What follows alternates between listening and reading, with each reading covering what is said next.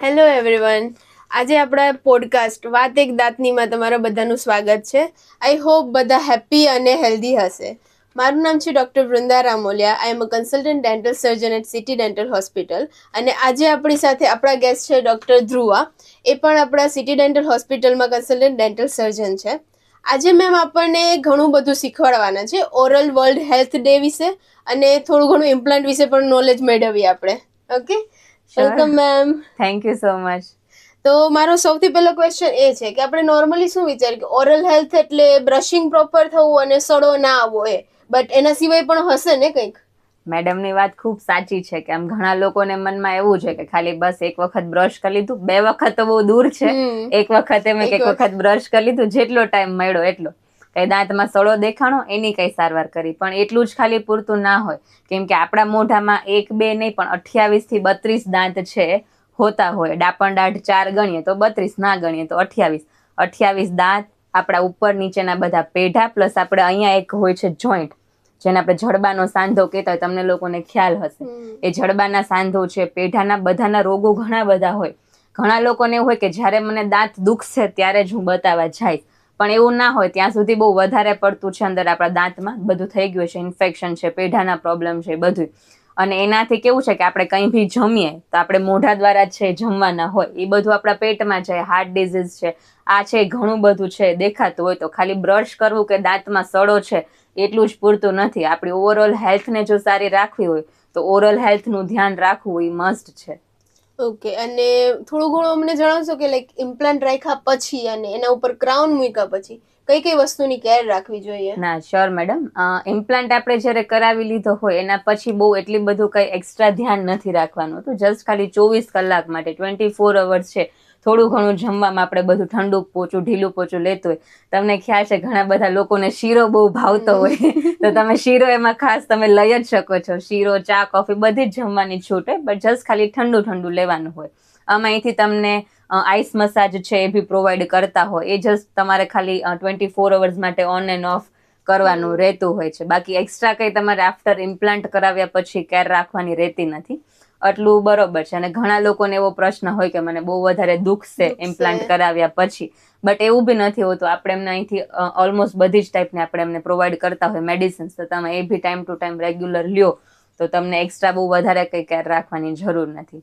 અને તમે સેકન્ડ જેમ પૂછ્યું કે આફ્ટર ઇમ્પ્લાન્ટ અને એના પછી આપણે જ્યારે કવર ઉપર ફિટ કરી દઈએ પછી શું ધ્યાનમાં રાખવાનું હોય, તો જેમ તમારી પાસે બધા આપણે જેવી રીતના આપણા ઓરિજિનલ નેચરલ ટીથની કેર રાખતા હોય, બ્રશ કરીએ, કંઈ બી ખાઈએ પીએ, ખખડાવીને ગુગડા કરીએ, સેમ આફ્ટર ઇમ્પ્લાન્ટ બી તમારે એટલી જ ધ્યાન રાખવાની હોય કે તમે ખાલી 2 ટાઈમ બ્રશ કરો, સવારે અને રાત્રે. બટ હા, 2 ટાઈમ બ્રશ કરવું જરૂરી છે. એમાં એવું નહીં ચાલે કે એક વખત કર્યું એટલે ઘણું.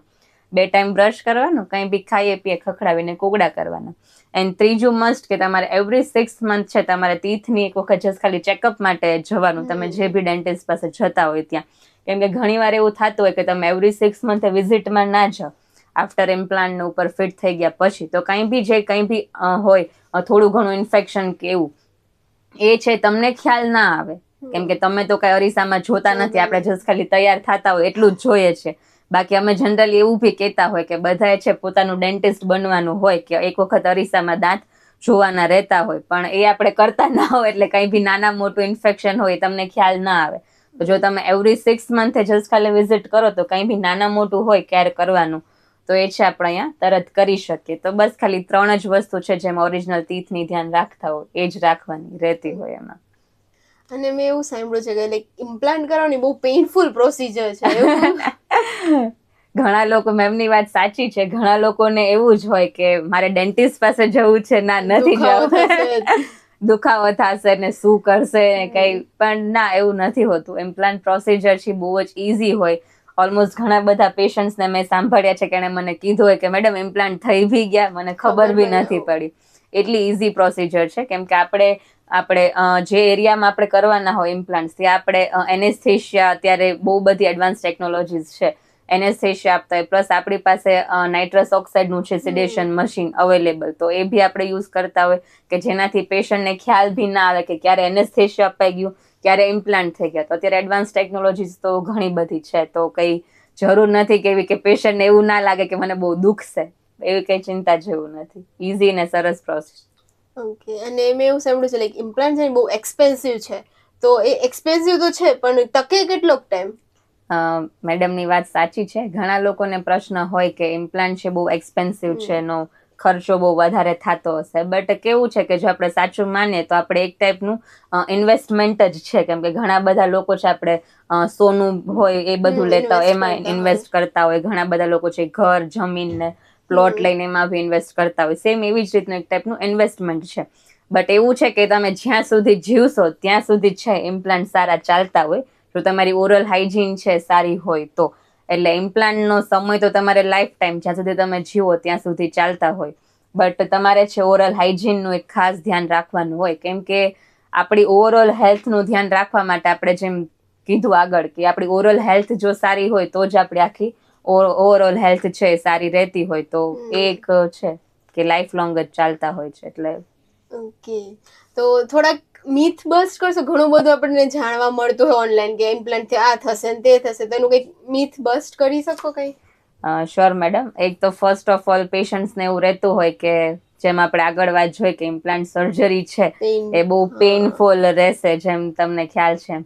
બટ એનું આપણે આગળ જ સોલ્યુશન મળી ગયું છે કે એકદમ જ ઇઝી સિમ્પલ પ્રોસિજર છે.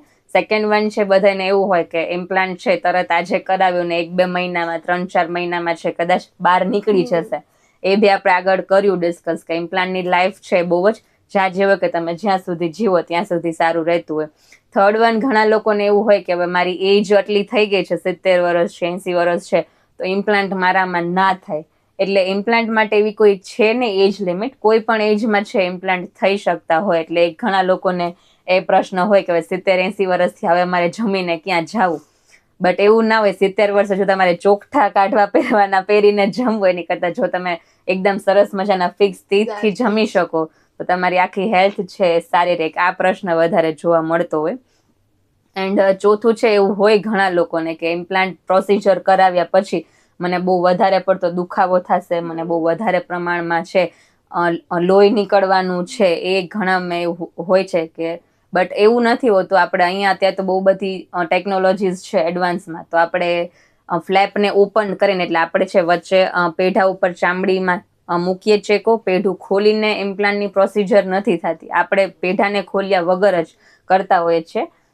તો એનાથી એ બી કંઈ પ્રશ્ન રહેતો નથી. તમારે જે કંઈ હોય એવો પ્રશ્ન લોકોને લોહી નીકળવાનો, તો એ કંઈ એમાં રહેતું નથી. આવા અમુક પોઈન્ટ્સ છે જે આપણે ડિસ્કસ કર્યા, બટ એના બધા સોલ્યુશન આપણને મળી ગયા.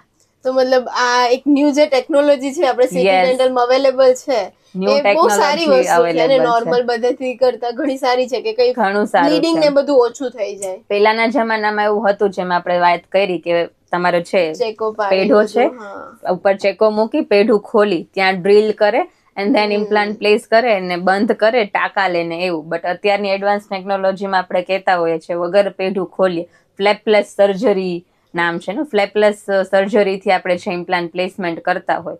એટલે એમાં તમારે કંઈ બી ટાંકા લેવાનો પ્રશ્ન કે એવું કંઈ બી એમાં આવતું નથી. તો પેશન્ટ માટે બહુ ઈઝી હોય કે ઇમ્પ્લાન્ટ થઈ બી ગયા, કમ્ફર્ટ બી વધી જાય એમાં. એટલે બ્લીડિંગ છે કે દુખાવો પોસ્ટ ઓફ છે કે એવું કંઈ જ નથી રહેતું એમાં. વાહ, આજે બહુ બધી નવી વસ્તુ મને જાણવા મળી છે ઇમ્પ્લાન્ટ વિશે. આઈ હોપ આપણે ઓડિયન્સને પણ ઘણું બધું જાણવા મળ્યું હશે.